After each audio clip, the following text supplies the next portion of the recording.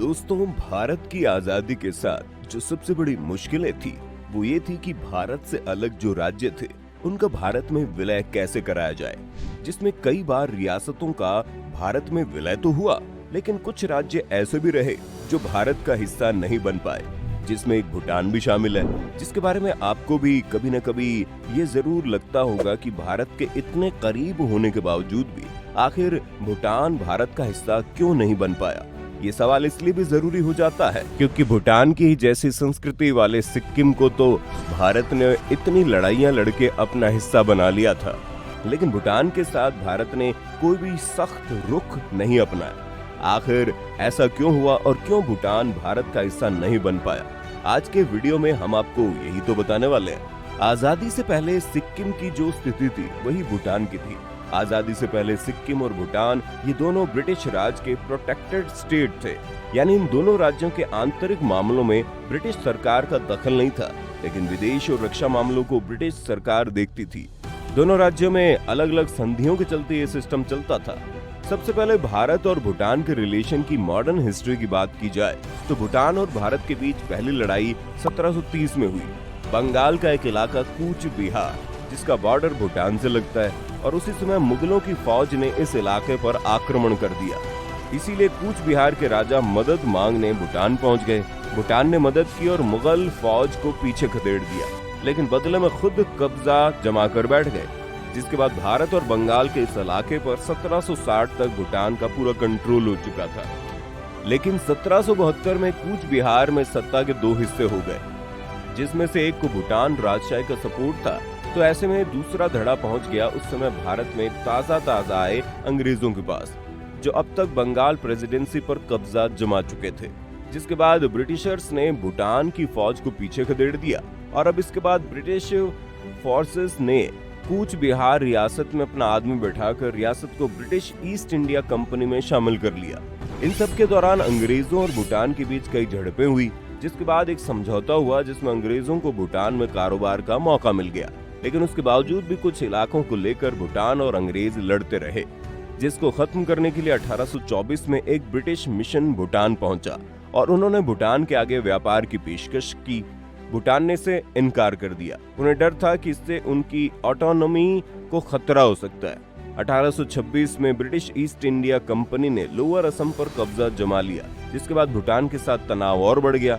1834 के आसपास एक और जंग हुई, जिसके बाद ब्रिटिश ईस्ट इंडिया कंपनी ने असम के द्वार इलाका, जो भूटान के अंदर था और टैक्स देने वाला इलाका था, वो पूरी तरह से अंग्रेजों के कब्जे में चला गया। आखिरकार 1864 में ब्रिटिश राज और भूटान के बीच जंग हुई। इस जंग का नतीजा निकला एक समझौते में। इस समझौते का नाम था सिंचुला की संधि। इस संधि के तहत असम और बंगाल के द्वार पर ब्रिटिश राज का कब्जा हो गया। बदले में भूटान को सालाना 50,000 की रकम मिली। ये वही इलाके थे जो भूटान की कमाई का जरिया थे। इसी दौर में एक और घटना हुई। तिब्बत ने सिक्किम पर आक्रमण कर दिया और अंग्रेज सिक्किम में थे। ऐसे में भूटान इन दोनों के बीच पिस रहा था। इसी दौरान एक नया लीडर फिल्म में आता है, जिसका नाम उगयेन वांगचुक था।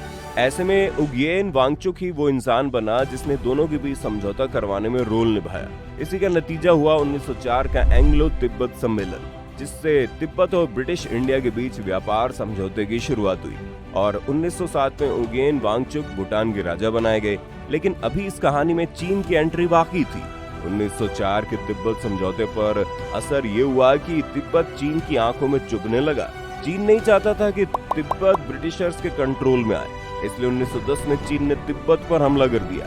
चीन यही नहीं रुका, उसने भूटान, सिक्किम और नेपाल पर भी अपना दावा ठोक दिया और यहीं पर चीन से बचने के लिए भूटान ने साल 1910 में ब्रिटिश इंडिया के साथ एक समझौता किया। इस संधि के तहत भूटान को चीन से बचाने की बात तय हुई और भूटान ने अपनी रक्षा और विदेश नीति ब्रिटिश राज के सुपुर्द कर दी। बदले में ब्रिटिश सरकार ने वादा किया कि वो भूटान के आंतरिक मामलों में दखल नहीं करेंगे।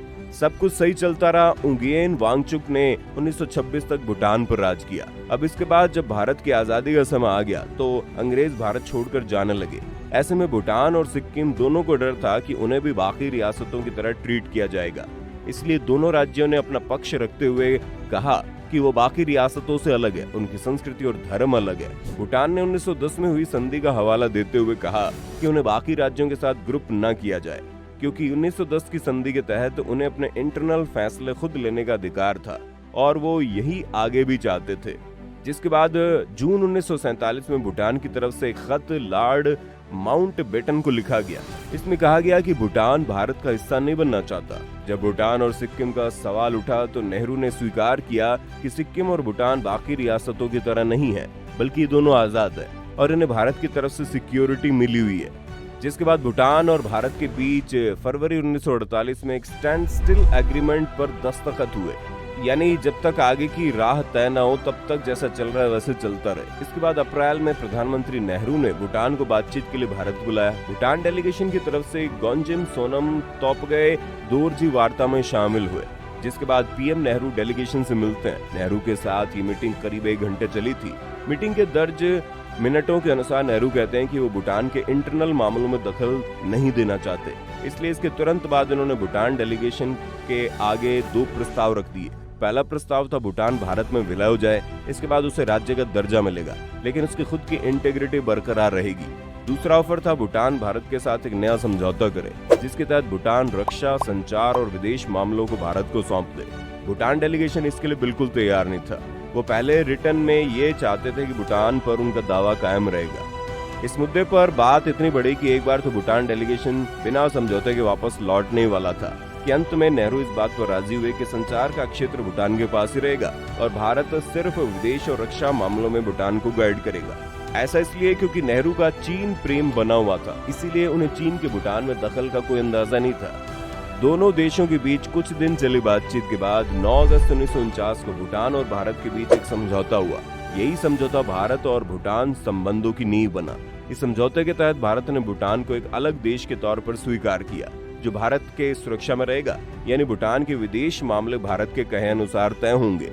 जिसके बाद साल 1954 में प्रधानमंत्री नेहरू ने पहली बार भूटान के राजा जिग्मे दोरजी वांगचुक को गणतंत्र दिवस पर अतिथि के तौर पर आमंत्रित किया।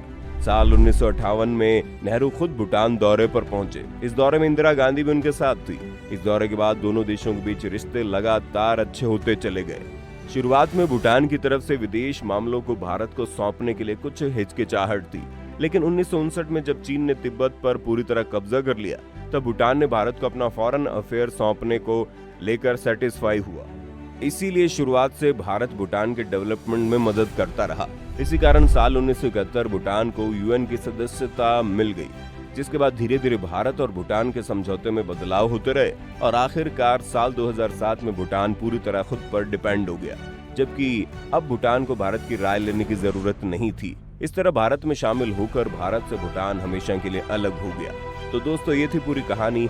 आपकी इस मामले में क्या राय है, आप हमें कमेंट करके बता सकते हैं। साथ ही इस वीडियो को लाइक और शेयर करना ना भूलें और चैनल को सब्सक्राइब कर लें।